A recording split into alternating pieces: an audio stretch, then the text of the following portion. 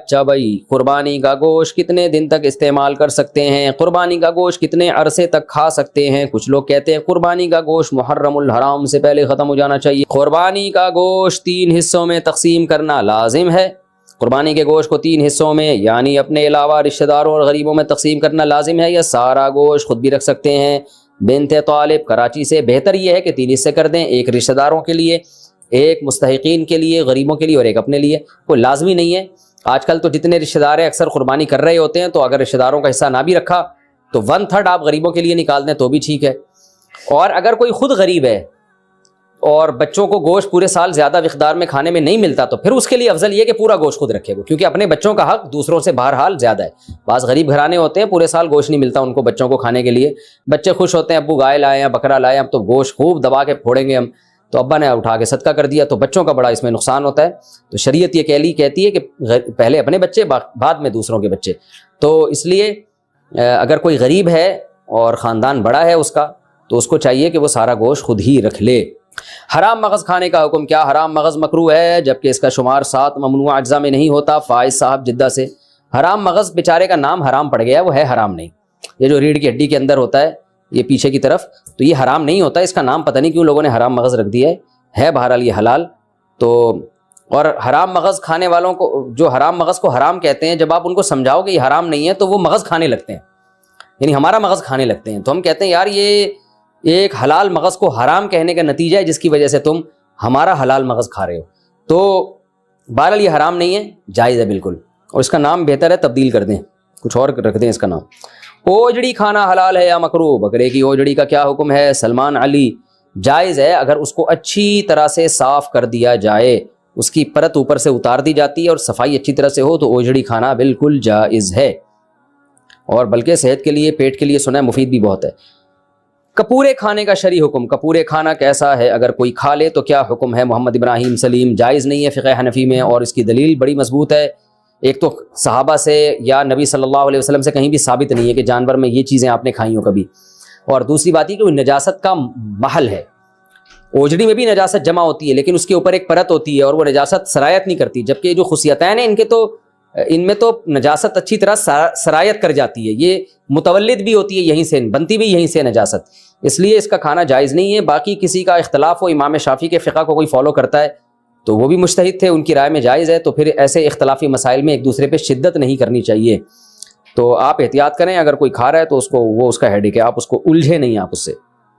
اچھا بھائی، قربانی کا گوشت کتنے دن تک استعمال کر سکتے ہیں؟ قربانی کا گوشت کتنے عرصے تک کھا سکتے ہیں؟ کچھ لوگ کہتے ہیں قربانی کا گوشت محرم الحرام سے پہلے ختم ہو جانا چاہیے، کیا یہ صحیح ہے؟ عاقب شاہ دبئی سے۔ نہیں، جب تک چاہے کھائیں، آپ اگلے سال قربانی تک بھی چلا سکتے ہیں اگر آپ کے پاس فریزر ہے یا گوشت اسٹور کرنے کا انتظام ہے۔ باقی یہ کہ اگر اللہ نے مال دیا ہے تو کھائیں اور کھلا کے ختم کریں، غریب ہیں تو اسٹور کر لیں، تو مالدار ہیں تو ایک کھا لیں اور جتنا کھا سکتے ہیں اور کھلا بھی دیں، جلدی جلدی کر لیں۔ تو باقی جائز ہے کہ جب تک چاہیں آپ استعمال کریں۔ اکثر میں اس پہ ایک چٹکلا بھی سناتا ہوں نا، ایک آدمی نے خواب دیکھا کہ اس کا بکرا جو ہے وہ جنت میں گھوم رہا ہے جو اس نے ذبح کیا تھا، لیکن ٹانگ نہیں ہے اس کی۔ تو اس نے پوچھا فرشتوں سے خواب میں کہ بھائی یہ میرا بکرا پورا یہاں آ گیا، ابھی تک یہ ٹانگ کیوں نہیں؟ اس نے کہا وہ ابھی تک تیرے فریج میں پڑی ہوئی ہے اس لیے۔ تو خیر ایک چٹکلا ہے، لیکن یہ کہ اللہ نے پیسہ دیا ہے، مال دیا ہے، تو کھا لیں جلدی جلدی اس کو، غریب ہیں تو پھر بھی اسٹور کر لیں۔ قربانی کا گوشت جہاں سے آیا کیا وہاں لوٹانا ضروری ہے؟ کیا قربانی کا گوشت جہاں سے آیا وہاں دینا ضروری ہے جیسے کہ عام رواج ہے؟ محمد حذیفہ گل کراچی سے۔ نہیں جی، بالکل غلط ہے، اور یہ رواج اگر ہے تو رواج بھی ختم کریں۔ یہ تو نہیں کہ جس نے گوشت بھیجا تو آپ بھی گوشت دیں، تو بالکل غلط ہو گیا، تو فائدہ کیا ہوا اس کا گوشت بھیجنے کا؟ قربانی کی کھال کا کیا کریں، کس کو دیں؟ قربانی کے بعد چمڑے کے مصارف کیا ہیں؟ رحیم الدین متحدہ عرب امارات سے۔ دیکھیں جس نے قربانی کی ہے وہ جانور کا چمڑا خود بھی استعمال کر سکتا ہے، بیچ نہیں سکتا، بیچا تو قیمت صدقہ کرنی پڑے گی، لیکن ویسے استعمال کر سکتا ہے۔ اسے کھال کو دباغت دے دے، نمک لگا کے رکھ لے، اس کی اسمیل ختم ہو جاتی ہے، سوکھ جاتی ہے، اس کی جائے نماز بنا لے، کچھ بھی بنا لے، یادگار کے طور پہ رکھ لے۔ لیدر تو بڑی ایک قیمتی چیز ہے، بہت ساری چیزیں بن سکتی ہیں اس سے۔ تو میں نے ایک دفعہ بچپن میں قربانی کے جانور سے مسلح بنانے کی ناکام کوشش کی تھی، مجھے تجربے نہیں تھے، تو اب یوٹیوب پہ آپ سرچ کر سکتے ہیں، بہت سارے طریقے مل جائیں گے آپ کو، تو ایک بڑا اچھا لیدر مل جاتا ہے آپ کو، تو وہ جائز ہے، استعمال کر سکتے ہیں، لیکن اگر بیچ دیا تو پھر اس کی قیمت صدقہ کرنی پڑے گی۔ اسی طرح قربانی کی کھال آپ کسی کو صدقہ بھی کر سکتے ہیں، خلاصہ یہ کہ اس سے بزنس نہیں آپ کر سکتے. جس کو صدقہ کیا وہ جو چاہے کرے, آپ کے لیے اس کو یا تو ایز اٹ از استعمال کریں یا اس کو بیچ دیا تو اس کی قیمت صدقہ کر دیں, ورنہ اس کھال ہی کو صدقہ کر دیں. آپ اجرت میں بھی نہیں دی جا سکتی قصائی کو کہ تم یہ جانور ذبح کرو, کھال تمہاری ہوئی, یہ بھی جائز نہیں ہے. قربانی کی کھال امام مسجد کو دینا کیا؟ قربانی کی کھال امام کو امامت کی وجہ سے دینا جائز ہے. احتشام الحق, امامت کی وجہ سے کا مطلب یہ کہ امام کی اجرت میں وہ شامل ہو پھر تو حرام ہے, ناجائز ہے. لیکن اگر امام کی اجرت کا حصہ نہیں ہے بلکہ امام غریب ہے اور غریب اور مستحق سمجھ کے اس کو دیا جا رہا ہے, تو کسی کی بھی غریب کو دی جا سکتی ہے, تو امام بھی اگر غریب ہے تو اس کو بھی دی جا سکتی ہے. قربانی کی کھال گھر میں استعمال کرنا, کیا قربانی کی کھال اپنے کسی ذاتی استعمال میں لا سکتے ہیں؟ کوئی چیز بنوا کر گھر میں استعمال کر سکتے ہیں؟ حذیفہ ندیم کراچی سے, جی بالکل کر سکتے ہیں, تو کوئی حرج نہیں ہے, بالکل جائز ہے. لیکن بیچ دیا تو قیمت صدقہ کرنی پڑے گی. جانور کے ساتھ حرام اجزاء, جانور کی جو 7 حرام چیزیں ہوتی ہیں ان میں ایک غدود بھی ہے. یہ غدود کیا چیز ہوتی ہے وضاحت کر دیں. نور الامین حقانی, جانور کے جو چند اعضاء حرام ہیں وہ اس لیے حرام ہے کہ قرآن نے خبیث چیزوں کو حرام قرار دیا ہے. جگہ جگہ قرآن میں آتا ہے. تو کچھ جگہ تو ایسی ہیں جانور کی جہاں ہر وقت گندگی کا وہ یوں سمجھیں کہ مقر ہیں, جیسے خصیتین ہیں یا شرمگاہ ہے, یہ سب ہر وقت گندگی سے آلودہ رہتے ہیں. تو یہ بھی سلیم الطبع انسان کو یہ چیزیں کھاتے ہوئے گھن آتی ہے. تو اسی طرح غدود, غدود کا مطلب جانور کا کہیں بھی پھوڑا نکل آیا, بیماری کی وجہ سے پھوڑا نکل گیا, یا کوئی بھی جو رسولی جسے کہتے ہیں نا, تو اب کیا آپ نے جانور ذبح کرنے کے بعد وہ پھوڑے میں جو گوشت تھا وہ نکال کے کھا گئے, تو وہ بھی خبائث میں داخل ہے, گندگی میں داخل ہے. تو ہر خبیث چیز ناجائز ہے. تو اس لیے فقہ حنفی میں اس کو بھی ناجائز قرار دیا گیا قرآن کی اس آیت کی وجہ سے. تو پھوڑے وڑے نکل آتے ہیں نا جانوروں کے, رسولی نکل آتی ہے, تو وہ جو غدود ہوتے ہیں, جو یعنی گوشت سڑ جاتا ہے وہاں پہ ایک طرح کا, وہ بیماری کی وجہ سے ہوتا ہے وہ. تو اس لیے جانور جب ذبح کریں تو اس کی جو پھوڑا پھنسی کوئی ہو تو اس جگہ کو کاٹ کے پھینک دیں, آپ وہ استعمال نہ کریں. ظہر کی نماز کب تک ادا کہلائے گی؟ اگر کوئی شخص گاڑی میں سویا ہو, گاڑی میں ہو یا کسی اور مجبوری کی وجہ سے ظہر کی نماز عصر کی نماز سے 10 منٹ پہلے پڑھے تو کیا نماز ادا شمار ہوگی؟ اور اگر اہل حدیث حضرات کی اذان ہو گئی ہو تو کیا اس کے بعد بھی وہ نماز پڑھ سکتا ہے؟ ہدایت خان. دیکھیں اہل حدیث حضرات کے ہاں جو عصر کا وقت ہے نا, حنفیہ کے ہاں بھی عصر کا وقت اس میں شروع ہو جاتا ہے. افضل یہ ہے کہ وہ تاخیر کریں, جس میں حنفیہ جو نماز پڑھتے ہیں جب سورج کافی ڈھل چکا ہوتا ہے. اس پہ بہت سارے دلائل ہیں کہ امام حنیفہ کے نزدیک جو عصر کا وقت ہے بہتر وقت ہے, وہ بہت زیادہ اس پہ دلائل ہیں. میں ایک دفعہ پہلے کلپ ریکارڈ بھی کروا چکا ہوں, کبھی موقع ملا تو دوبارہ کرواؤں گا. خیر ابھی اختلافی مسئلے کا موقع نہیں ہے, لیکن ٹائم اس وقت بھی شروع ہو جاتا ہے جس وقت پہ اہل حدیث حضرات عصر کی نماز پڑھتے ہیں. تو اس لیے احتیاط اسی میں ہے کہ ظہر کو اس سے پہلے پڑھ لیا جائے. تو اگر ظہر کسی نے اس سے 10 منٹ پہلے پڑھ لیا تو وہ ادا ہی کہلائے گی, قضا نہیں کہلائے گی. اور اگر کسی نے اہل حدیث کے وقت میں عصر پڑھ لی تو عام حالات میں ایسا کرنا بہتر نہیں ہے, افضل نہیں ہے, خلاف سنت ہے ہماری رائے میں. لیکن اگر پڑھ لی تو اثر ہو جائے گی. البتہ سفر میں ہو آپ یا کوئی مشکل میں ہو تو پھر ضرورت کے وقت اس وقت بھی نماز بلا کراہت درست ہے, کوئی حرج نہیں ہے اس میں. تکبیرات تشریق کس پر واجب ہے؟ تکبیرات تشریق کس پر واجب ہے, اس کے پڑھنے کا کیا طریقہ ہے, نیز کتنے دن یہ پڑھی جاتی ہے؟ حسین وزیر. دیکھیں راجح قول کے مطابق تکبیرات تشریق گاؤں میں رہنے والوں پر بھی واجب, شہر میں رہنے والوں پر بھی واجب, اور مرد پر بھی عورت پر بھی, ہر عاقل بالغ پر واجب ہے. مرد اونچی آواز سے پڑھیں گے اور خواتین آہستہ آواز سے پڑھیں گی, اور جماعت سے نماز پڑھیں یا انفرادی نماز پڑھیں, ہر صورت میں واجب ہے. تو تکبیرات تشریق کیا ہے؟ اللہ اکبر لا الہ الا اللہ واللہ اکبر وللہ الحمد. یہ ایک دفعہ پڑھی جائے گی تکبیر. تو مرد اونچی آواز سے پڑھیں اور خواتین آہستہ آواز سے. اور خواتین یادداشت کے طور پر اپنی جائے نماز کے قریب کوئی پرچی ورچی رکھ لیں, کیونکہ خواتین بھول جاتی ہیں. مردوں میں تو یہ ہوتا ہے کسی ایک نے بھی اونچی آواز سے پڑھی سب کو یاد آ جاتا ہے, لیکن خواتین کے لیے چونکہ آہستہ آواز سے تو ان کو یاد دلانے والا کوئی نہیں ہوتا, تو گناہ ملتا ہے. یہ تکبیرات پڑھنا واجب ہیں. باقی یہ کہ کب سے واجب ہیں, تو 9 ذی الحجہ کی فجر یعنی بقرعید سے ایک دن پہلے فجر کی نماز سے یہ شروع ہوں گی, اور پھر 13 ذی الحجہ یعنی بقرعید کے 3 دن اور اس کے علاوہ ایک اور دن, اس میں عصر کی جو نماز ہوگی وہ آخری تکبیر اس میں کہی جائے گی, مغرب میں نہیں کہی جائے گی. تو 13 ذی الحجہ کی عصر تک 9 ذی الحجہ کی فجر سے شروع کی جائے گی. تو یہ تکبیرات تشریق ہیں. تکبیرات تشریق صرف قربانی کرنے والوں کے لیے ہے. بقرعید کی تکبیریں کن لوگوں کو پڑھنی چاہیے؟ قربانی کرنے والوں کو یا ہر ایک کو. اور یہ تکبیرات کتنے دن تک پڑھنی چاہیے؟ حسین وزیر. یہ میں نے آپ کو اس سوال کا جواب اس سے پہلے والے سوال میں ڈیٹیل سے دے دیا ہے. جو قربانی کر رہے ہیں وہ بھی, جو نہیں کر رہے وہ بھی, سب پر لازم ہے. تنہا نماز پڑھنے والا تکبیرات تشریق پڑھے گا اگر 10 11 12 ذی الحجہ کو کسی نے فرض نماز امام کے ساتھ نہیں پڑھی لیکن وقت کے اندر ہی تنہا نماز ادا کر لی تو کیا وہ تکبیرات تشریق پڑھ سکتا ہے؟ شمیم الحسن انڈیا سے، جی اس پر بھی واجب ہے، پڑھے گا۔ اور یہ 10 11 12 نہیں، 9 10 11 12 13 ان دنوں میں واجب ہوتی ہے۔ ایام والی عورت کیا تکبیرات تشریق پڑھ سکتی ہے؟ کیا عید الاضحیٰ کے دنوں میں ایام والی عورت تکبیرات تشریق پڑھ سکتی ہے؟ ابو عمار سعودی عرب سے۔ دیکھیں تکبیرات تشریق یہ فرض نماز کے ساتھ خاص ہیں، فرض نماز کے فوراً بعد پڑھی جاتی ہے۔ جب ایام میں جو عورت ہے اس پہ نماز ہی نہیں ہے تو تکبیرات تشریق کہاں سے ہو گئی؟ تو ویسے وہ اللہ کا ذکر کرنے کے طور پہ تکبیرات تشریق پڑھتی رہے سارا دن، وہ تو بہت اچھی بات ہے، سارا دن ذکر کرے گی، ان دنوں میں ذکر کا ثواب بہت زیادہ ہے۔ تو عورت پہ صرف تلاوت اور نماز پہ پابندی ہوتی ہے ایام حیض میں، اس کے علاوہ تو ہر قسم کی عبادت عورت کر سکتی ہے، روزہ، نماز اور تلاوت نہیں کر سکتی، باقی درود شریف، استغفار، تکبیرات، یہ ساری عبادتیں جائز ہیں اور بلکہ باعث ثواب ہے۔ تکبیرات تشریق پڑھنا بھول جائیں تو کب پڑھیں گے؟ اگر تکبیرات تشریق پڑھنا بھول گیا 1 گھنٹے بعد یاد آ جائے تو اس وقت کہنا صحیح ہے یا نہیں؟ سیف اللہ کوئٹہ سے۔ نہیں بھائی، یہ نماز کے فوراً بعد پڑھی جائے گی، اگر درمیان میں فاصلہ آ گیا، کوئی کام مشغول ہو گئے آپ، تو پھر یہ تکبیرات ختم۔ قضا نماز کے بعد تکبیرات تشریق پڑھنے کا حکم۔ عید کے دنوں میں قضا نماز کے بعد تکبیر تشریق پڑھنے کا کیا حکم ہے؟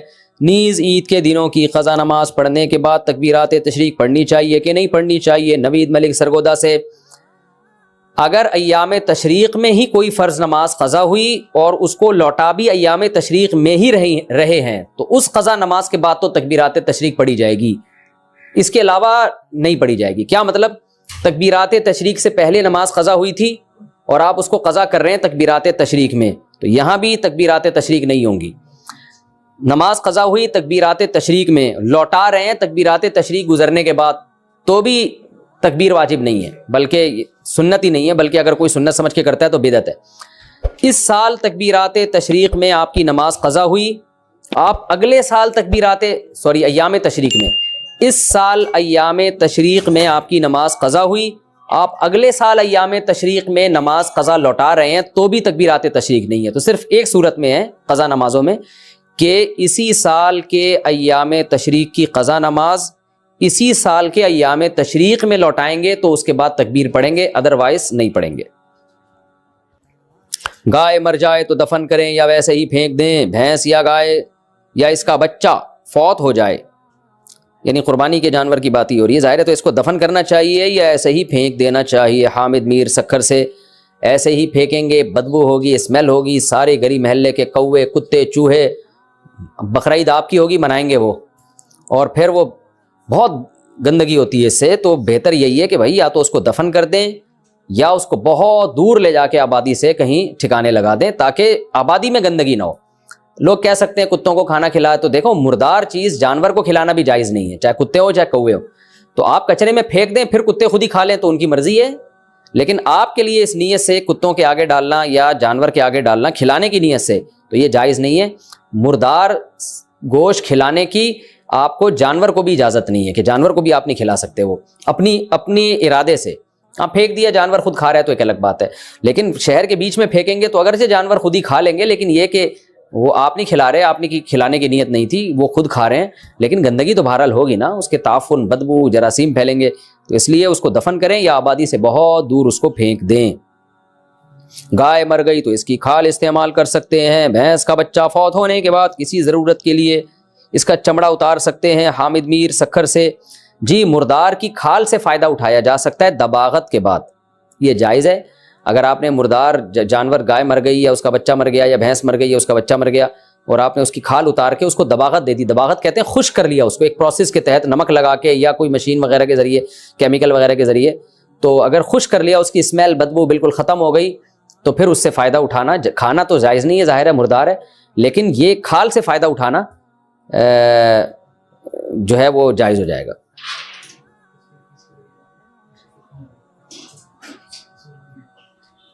حاملہ عورت کے لیے ڈیلیوری سے پہلے نماز کا حکم۔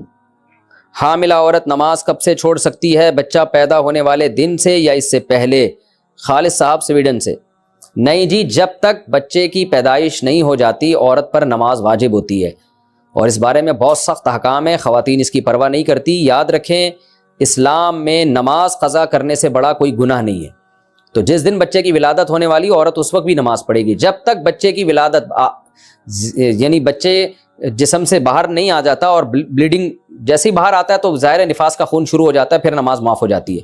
اس سے پہلے اگر ٹائم ہے تو عورت پر نماز پڑھنا واجب ہے۔ اور اگر اتنا تھوڑا ٹائم رہ گیا کہ ولادت بھی ہونے والی اور نماز بھی قضا ہو رہی ہے اور ممکن ہی نہیں ہے نماز کی نیت باندھنا، درد ہو رہا ہے، تکلیف ہو رہی ہے اور بچے کی پیدائش کا عمل شروع ہونے والا ہے یا ہو چکا ہے اور نماز پڑھنا اس کے لیے ممکن ہی نہیں رہا، تو پھر چونکہ نماز کا وقت بہرحال داخل ہو چکا تھا تو اس پر وہ نماز کا قضا کرنا واجب ہے۔ توبہ استغفار بھی کرے کہ اتنی دیر کیوں کی نماز میں، اس کو چاہیے تھا نماز کا ٹائم داخل ہوتا فوراً نماز پڑھ لیتی، لیکن یہ کہ نماز پھر بعد میں قضا کرنی پڑے گی کیونکہ یہ نماز اس پر واجب ہو چکی تھی۔ یا اتنا ٹائم اگر پاکی کے ٹائم میں مل گیا نا کہ وہ وضو کر کے تکبیر تحریمہ کہہ کے نیت باندھ سکتی تھی، تو کسی عورت کو اتنا بھی ٹائم مل گیا تو اس پر وہ نماز واجب ہو جاتی ہے، ادا نہیں کر سکی تو قضا کرنی پڑے گی اس کو۔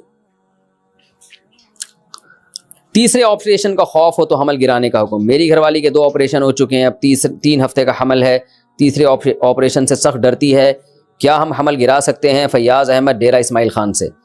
دیکھیں 4 مہینے کے بعد تو حمل گرانا کسی قیمت پہ جائز نہیں ہے، 4 مہینے سے پہلے کوئی شرعی عذر ہو، واقعی عذر ہو تو گرا سکتے ہیں، ادروائز نہیں۔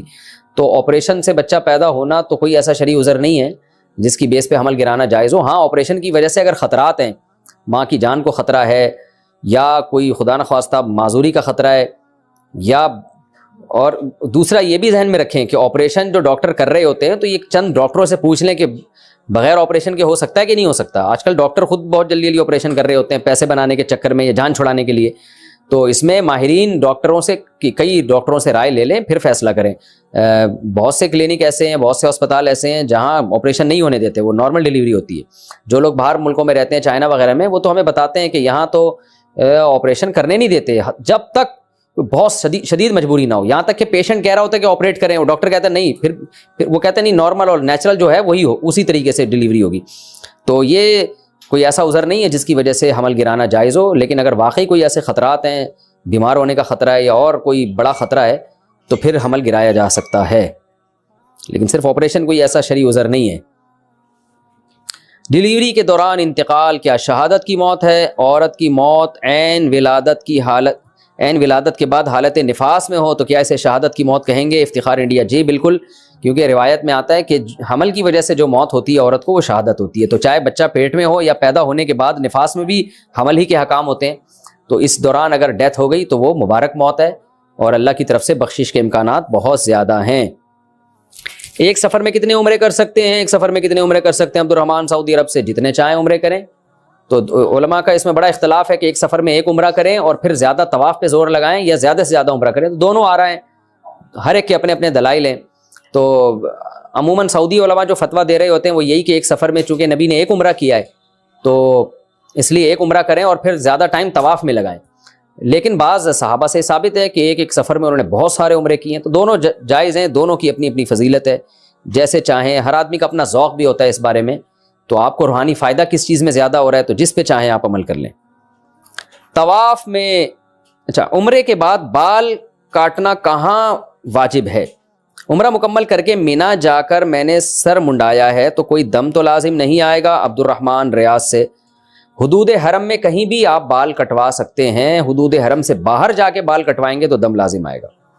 عصر کے بعد طواف کے 2 نفل کا حکم۔ عمرے کا طواف عصر کے وقت مکمل ہوا مگر مکروہ وقت کی وجہ سے 2 رکعت ادا کیے بغیر سعی کر لی، بعد میں اہلیہ طواف کے 2 نفل پڑھنا بھول گئیں، نیز اہلیہ نے بال یہ سوچ کر نہیں کاٹے کہ جدہ پہنچ کر کاٹیں گے، کیا اس صورت میں طواف کے نفل اور بال جدہ میں کاٹے جا سکتے ہیں؟ کوئی دم تو واجب نہیں ہوگا، طواف کے 2 نفل تو بعد میں بھی پڑھے جا سکتے ہیں، لیکن یہ جو دیکھیں عصر کے بعد نوافل پڑھنا مکروہ ہے، اختلافی مسئلہ ہے، دیگر ائمہ کے نزدیک طواف کے 2 نفل عصر کے بعد بھی پڑھے جا سکتے ہیں، فقہ حنفی میں جائز نہیں ہے، اور اس کی دلیل یہی ہے کہ عصر کے بعد جو مکروہ وقت ہے اس لیے، یعنی نوافل کا وقت نہیں ہے، وہ فرض نماز اگر عصر کی کسی نے پڑھ لی ہے، لیکن جو حدود حرم سے نکلنے کے بعد آپ کی اہلیہ نے بال کاٹے نا تو اس کی وجہ سے دم واجب ہو جائے گا، کیونکہ بال حدود حرم کے اندر ہی کاٹنا واجب ہے۔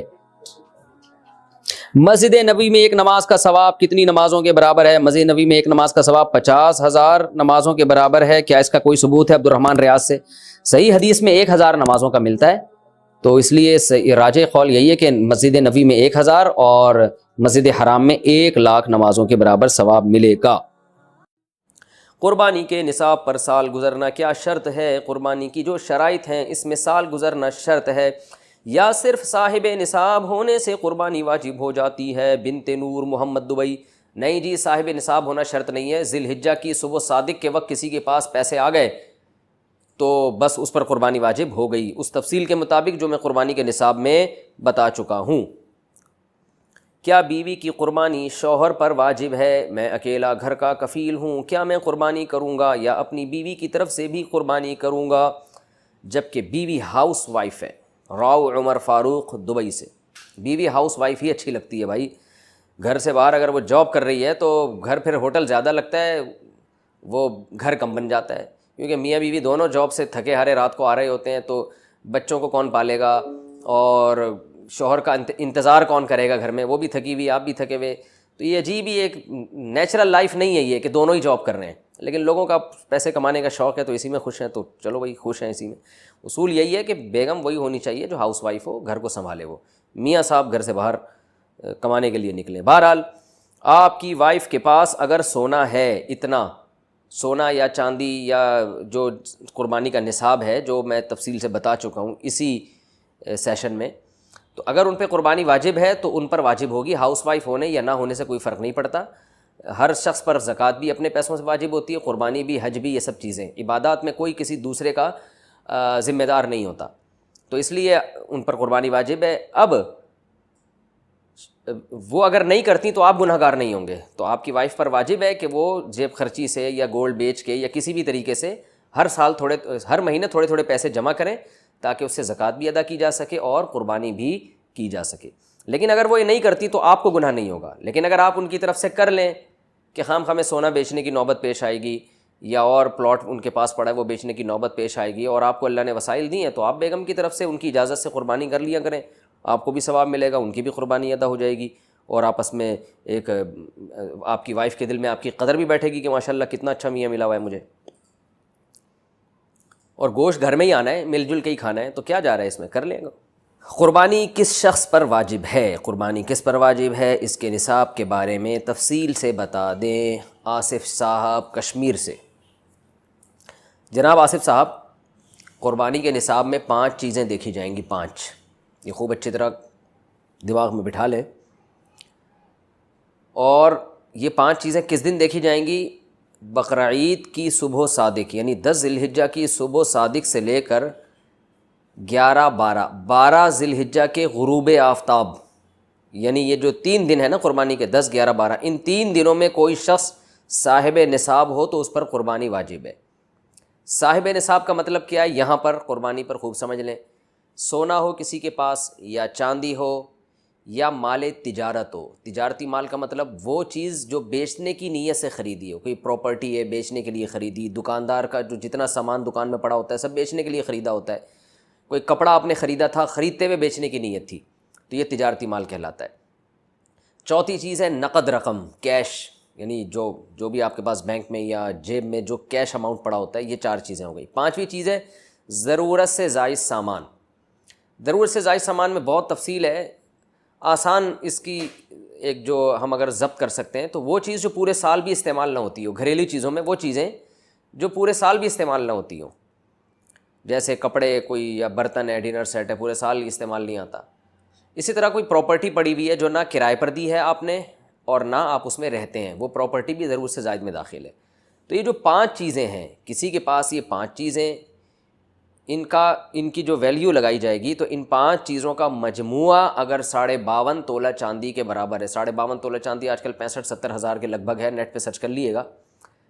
تو کسی کے پاس یہ 5 چیزیں یا 5 میں سے 4 چیزیں یا 4 میں سے 3 چیزیں یا 3 میں سے 2 چیزیں یا کوئی ایک چیز 52.5 تولہ چاندی کے برابر ہے، اور یہ بقرعید کی صبح صادق سے لے کر ذی الحجہ کی 12 تاریخ کی غروب آفتاب سے پہلے تک رہتی ہے اس کے پاس، تو ایسے شخص پر، یعنی بقرعید کی صبح صادق کے وقت اس کے پاس یہ نصاب موجود تھا، اور یہ 13 تاریخ کی ذی الحجہ تک اس کے پاس یہ نصاب موجود رہتا ہے تو وہ صاحب نصاب کہلائے گا. 13 تاریخ نہیں، سوری 12 تاریخ، 10 11 12 3 دن، تو وہ صاحب نصاب کہلائے گا اور اس پر قربانی واجب ہے. بشرطے کہ یہ جو 5 چیزیں یا 4 یا 3 یا 2 چیزیں میں نے بتائی ہیں، ان میں سے سب سے پہلے قرضہ مائنس کیا جائے گا، یعنی قرضہ مائنس کر کے 52.5 تولہ چاندی کے برابر بن رہا ہو. اسی طرح گیس بجلی کا بل جو ان کے اوپر لازم ہے وہ بھی اس میں سے، یا جو مہینے کا راشن آئے گا وہ بھی مائنس کیا جائے گا، جو گھر کا ضروری راشن ہوتا ہے نا وہ بھی مائنس کیا جائے گا. مائنس کرنے کے بعد اگر 52.5 تولہ چاندی کے برابر رقم بچ رہی ہے تو ایسے شخص پر قربانی واجب ہے، چاہے مرد ہو چاہے عورت ہو. تو عورت کیسے قربانی کرے گی؟ سونا خواتین کے پاس بہت ہوتا ہے، چاندی ہوتی ہے، چاندی نہیں بھی ہو تو سونے کے نصاب جو ہے اس کے ساتھ اگر 1 روپیہ بھی ہے تو وہ بھی 52.5 تولہ چاندی کی قیمت دیکھی جائے گی اس میں بھی. تو عورت کیسے قربانی کرے گی؟ اس کے پاس تو کیش نہیں ہوتے عام طور پہ، تو پورے سال جمع کرے، تھوڑے تھوڑے اپنی جیب خرچی سے بچایا کرے یا سونا کو بیچ کر کرے. البتہ کسی کے پاس صرف سونا ہی ہے اور یعنی باقی 4 چیزوں میں سے کچھ بھی نہیں، 1 روپیہ بھی نہیں ہے، تو پھر 7.5 تولہ سونا جب تک نہیں ہوگا قربانی واجب نہیں ہوگی. یعنی سونے کے ساتھ اگر چاندی ہے یا پیسے ہیں یا تجارتی مال یا ضرورت سے زائد سامان ہے، پھر سونے کی ویلیو دیکھی جائے گی، سونے کو نہیں دیکھا جائے گا. لیکن اگر صرف سونا ہی ہے تو پھر 7.5 تولے سونے سے کم پہ نہ زکوٰۃ ہوتی ہے نہ قربانی ہوتی ہے. تو یہ ہے، تفصیل سے آپ کو بتا دیا. تو آپ چاہیں تو اس میں ایک گائے میں حصہ لے لیں، چاہیں تو بکرا لے لیں، چاہیں تو دمبا لے لیں. مرد پر الگ واجب ہے، عورت پر الگ واجب ہے، جو بھی صاحب نصاب ہوتا ہے.